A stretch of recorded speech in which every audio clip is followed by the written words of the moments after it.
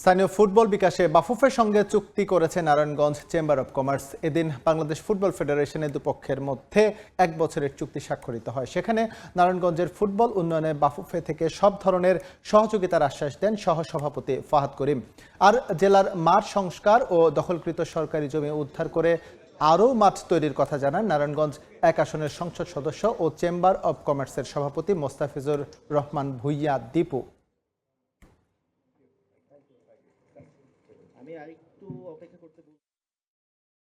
যে তাই ছেলেমেয়েরা যাতে খেলাধুলার ট্রেনিংটা পায় বাফুফের মাধ্যমে। কারণ এখানে আপনারা জানেন যে বাংলাদেশের যেই স্কুলের বাচ্চা বলেন অথবা কলেজে যারা পড়াশোনা করেন অথবা তাদের খেলাধুলা যে করছে তাদের একটা যদি ট্রেনিংয়ের মাধ্যমে যদি করা হয় তাহলে তারা ভালো করবে। এটার জন্য আসলে আমাদের মেনলি করা। ওনারা আমাদের কিছু মাঠ দিবে, যে মাঠগুলি আমরা পরিদর্শনে যাব এবং পরিদর্শন করে যে মাঠগুলি সিলেক্ট করব সেখানে আমরা আমাদের তরফ থেকে টেকনিক্যাল স্টাফ পাঠাবো এবং নারায়ণগঞ্জ কমিউনিটির ছেলেমেয়েরা খেলবে এখানে ইনশাআল্লাহ।